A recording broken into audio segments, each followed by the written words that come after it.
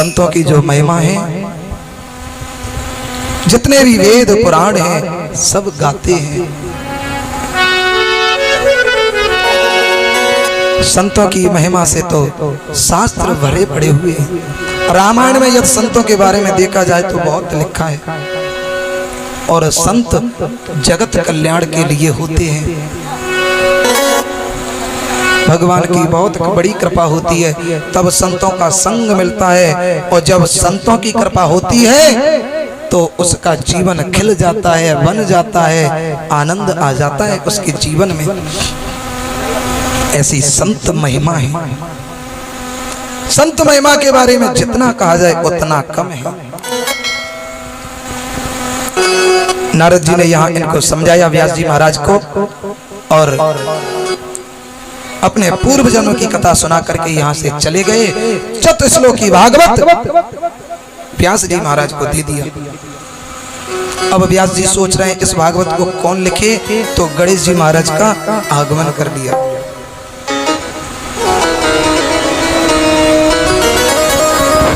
वैसे तो गणेश जी महाराज के 12 नाम हैं और अद्भुत नाम है गणेश जी महाराज का। प्रथमं वक्रतुंडं च एकदंतं द्वितीयकं तृतीयं कृष्णपिंगाक्ष गजवक्त्रं चतुर्थकं लंबोदरं पंचमं षष्ठं विकटमेव च सप्तम विघ्नराजेन्द्र धूम्रवर्णं तथाष्टमं नवमं भालचंद्रं च दशमं तुम विनायकं एकादशं गणपतिं और द्वादशं तुम गजाननं। इस प्रकार से गणेश जी महाराज के 12 नाम हैं। और नारद पुराण में गणेश जी महाराज की बहुत बड़ी कथा भी आती है। बहुत महिमा है गणेश जी की। गणेश कोई साधारण नहीं, विघ्नों का हरण करने वाले हैं। कि विघ्न हरण मंगल करण श्री गणपति गजराज। जो विघ्नों का हरण करने वाले हैं, मंगलों का मंगल ही मंगल करने वाले हैं, जो मंगलों का घर है, खजाना है, ऐसे गणेश जी महाराज का यहाँ व्यास जी महाराज ने आगमन किया, उनको बुलाया, उनको प्रणाम किया। जैसे ही गणेश जी का आगमन किया तो गणेश जी आके बोलो क्या करें प्रभु, एक विनती है, मैं कुछ बोलूंगा आपको वह लिखना है। गणेश जी सोचते हैं पता नहीं कब तक बोलेंगे वो हमें बैठाए रखेंगे। अरे हमारे पास दूसरा काम नहीं है क्या, यहीं बैठे रहेंगे। अब व्यास जी हैं तो मना भी नहीं कर सकते। अब वो तो बुद्धि के दाता हैं, जिनके यहाँ बुद्धि प्रकट होती है। ऐसे गणेश जी महाराज बहुत चतुर हैं।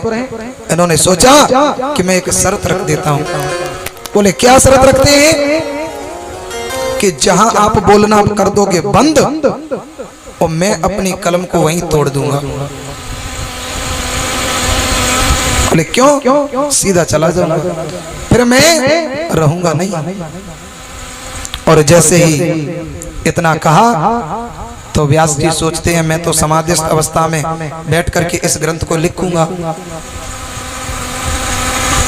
यदि ये चले जाएंगे तो फिर इस ग्रंथ का निर्माण कौन करेगा, कैसे होगा, वो समझ में नहीं आ रहा।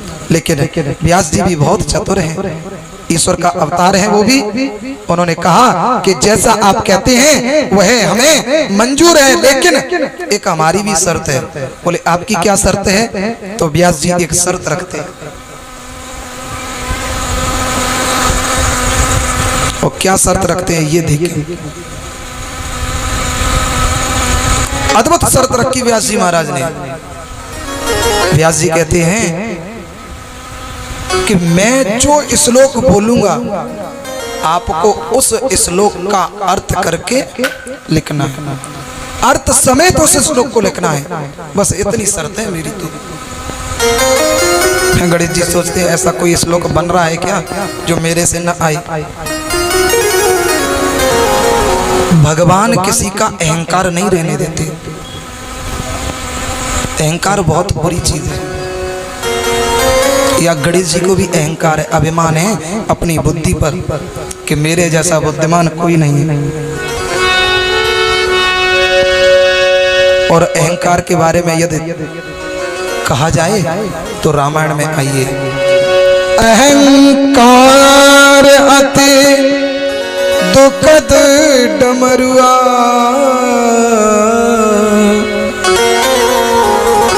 दंभ कपट मदमान नेरुआ। अहंकार अति दुखद डमरुआ, अत्यंत दुख देने वाला अहंकार है। और डमरुआ क्या होता है ये जाने, एक घुटने पे हो जाता है और ऐसा रोग है यदि ये हो गया तो फिर पैर को काटना पड़ेगा, ठीक नहीं होगा, कोई इसका इलाज ही नहीं है। और अहंकार भी वही रोग है। अहंकार का बीज यदि हृदय में अंकुरित हो जाए कुछ नहीं होता, फिर वो है इतना अभिमान बढ़ता ही चला जाता है। और एक दिन भगवान उसका अहंकार चूर चूर कर देते हैं। अभिमानी कोई हो, रावण जैसे नहीं रहे।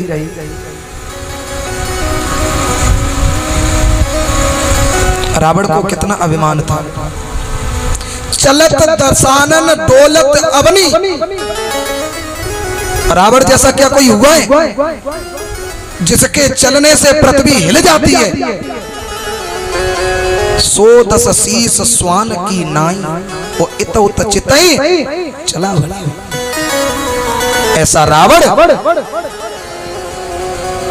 कुत्ते की संज्ञा दे दी, स्वान कह दिया। क्यों? गलत कार्य करने के लिए जा रहा है, माता सीता का हरण करने के लिए जा रहा है। इसका अभिमान अब दूर होगा।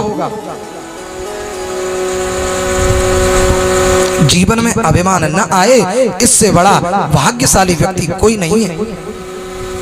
हम और आप कौन होते हैं, क्या अभिमान कर लेंगे हम और आप? हमारे पास क्या है? जिसके यहाँ धनपति कुबेर इंद्र सब रहते हैं, सेवा करते हैं उसकी, ऐसा रावण और उसके भी अभिमान को परमात्मा ने चूर चूर कर दिया। अभिमान कभी करना नहीं चाहिए। यहाँ गणेश जी महाराज को अभिमान है। थोड़ा सा अर्थ और रह गया, दंभ कपट मदमान नेहरुआ, आदि चौपाई। ये दंभ कपट मद ये सब क्या है तो इसको नेहरुआ बताया। वैसे तो रामायण के यहाँ प्रकांड विद्वान बैठे हुए हैं, सब जानते हैं। वो थोड़ा घुटने से नीचे होता है, ये घुटने के ऊपर होता है और वह घुटने के ठीक नीचे होता है। काम एक ही करता है। बोले क्या करता है? यदि हो जाए तो घुटने को ही काटना पड़ता है, इसका कोई इलाज नहीं है। इसी प्रकार से यहाँ गोस्वामी जी महाराज समझाते हैं कि कभी अहंकार नहीं करना चाहिए। अहंकारी व्यक्ति का पतन निश्चित है और इसे कोई रोक नहीं सकता, ये अटल सत्य है। और जो प्रभु की शरण में हो जाता है, भगवान के चरणों में गिर जाता है, ऐसा कोई कार्य नहीं जो वो न बना दे। और मैं प्रत्यक्ष प्रमाण बैठा हूं, ध्यान से श्रवण करें इसको। सिद्धपीठ गोपातासण जो हनुमान जी महाराज है, कोई साधारण नहीं है। हनुमान जी महाराज तो ये भी बहुत दिव्य मूर्ति है, प्राचीन मूर्ति है। लेकिन मेरा मानना ये है क्योंकि मैंने वहां मांगा जो मुझे मिला है।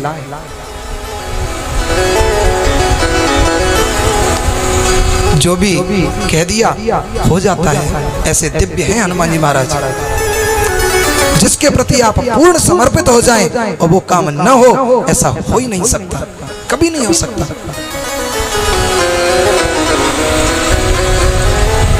यहाँ गणेश जी महाराज अपने मन में अहंकार लेकर के बैठे हुए हैं। व्यास जी महाराज ने श्लोक बोलना प्रारंभ किया। श्रीमद् भागवत महापुराण की कथा लिखी जा रही है और जब व्यास जी समाधिस्थ अवस्था में होते हैं तो ऐसा श्लोक बोल देते हैं कि गणेश जी महाराज की बुद्धि भ्रमित हो जाती है।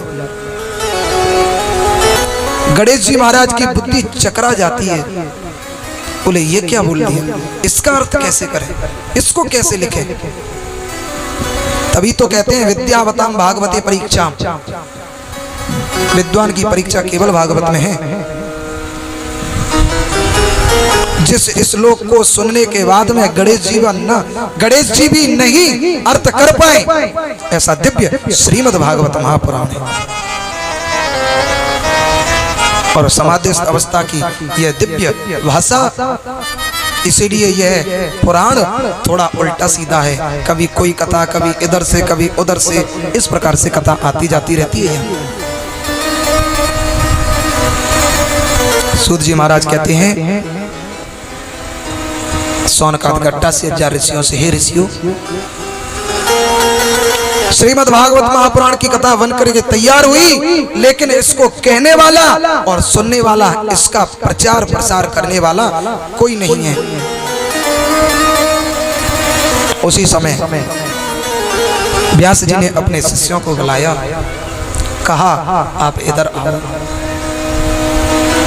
अपने शिष्यों को एक दिव्य श्लोक दिया और कहा इस श्लोक को आप ले जाओ और जाकर के जहां भी आपको सुखदेव जी मिल जाएं, वहां पर इस श्लोक को आप सुना देना और चले जाना, आपको और कुछ नहीं करना। और कितना सुंदर श्लोक दिया है कि वरहा पीडम नटवर वपुः कर्णयो कर्णेकारम् कि बिभ्रद्वासः कनककपिशं वैजयन्तीं च मालाम् रन्ध्रानवेणुरधरसुधया पूरयन् गोपवृन्दै वृन्दारण्यं स्वपदरमणं प्राविशत गीतकीर्तिः कि वराहपीडं नटवर वपो कर्णयो कर्णिकारम्। वराहपीड जो सिर पर मोर का पंख धारण करता है, नटवर बपू, नटवच्चा वरवच्चा यशसा नटवर बपू। नट किसे कहते हैं? यहाँ कलाकार की संज्ञा दी है। जब कोई खेल करने वाला या स्टेज पे चढ़ने वाला मंच पे जब आता है, मदारी जो नचाता है, या दूल्हा समझ लो, जब सज करके पहुंचता है तो उसके समान फिर कोई दिखाई नहीं देता, चाहे वो कैसा भी हो। लेकिन नटवर वपो ऐसे उस दूल्हे को, उस नट को, सजे हुए व्यक्ति को भी मात कर देने वाले, जिनका इतना सुंदर स्वरूप है। कर्णयो कर्णिकारम्, दोनों कानों पर एक कन्नेर का फूल धारण करते हैं। कर्णयो कर्णिकारम्, कर्णयो कर्णिकारम् विप्रद्वासः कनककपिशं वैजयन्तीं च मालाम्। अपने गले में जो वैजयंती की माला धारण करता है, छोटे छोटे हाथों से जो सुमधुर वंशी बजाता है, ऐसे दिव्य अपने अधरामृत पर जो मुरली धारण करता है, ऐसा प्रभु। और रंध्रान वेणुरधर सुदया पूरयन् गोपवृन्दै, जब वह वेणु वादन करता है तो सब पशु पक्षी जीव जंतु गायें दौड़ दौड़ करके भगवान के पास पहुंच जाती हैं और वहीं रमण करती हैं। ऐसा परमात्मा वृंदारण्यम, जो वृंदावन में रमण कर रहा है, ऐसा ईश्वर जो अपने भक्तों पर कृपा करता है, मैं उसको प्रणाम करता हूँ, वंदन करता हूँ। इस श्लोक में ऐसी अद्भुत भगवान की वंदना है, उसका विवेचन दिया है, उसके बारे में बताया है। जब दिव्य श्लोक अपने शिष्यों को दिया और इस श्लोक को जाकर के जंगल में सुखदेव जी महाराज को सुनाया तो उनकी समाधि खुल गई। भगवान सुखदेव तो बिल्कुल निर्गुण निराकार का भजन कर रहे हैं, लेकिन जब देखा ऐसा परमात्मा, ऐसा ईश्वर, ये तो बहुत अद्भुत है। सोच रहे हैं कि चलें, ये श्लोक कहां से आए, लेकिन पुनः बैठ गए। बैठ क्यों गए? बैठ तो इसलिए गए कि ऐसा ईश्वर, इसके लिए मुरली कहां से लाएंगे, मोर पंख कहां से लाएंगे, वैजंती की माला कहां से लाएंगे, ये सब मैं नहीं ला पाऊंगा। मेरा तो निर्गुण निराकार सबसे अच्छा है, और निर्गुण निराकार की तो अद्भुत बात है। स्वयं सुखदेव जी महाराज निर्गुण निराकार का ही पूजन करते हैं। और कैसा निर्गुण? कि बिनु पग चलाई सुनहि बिनु काना, बिनु पग चलाई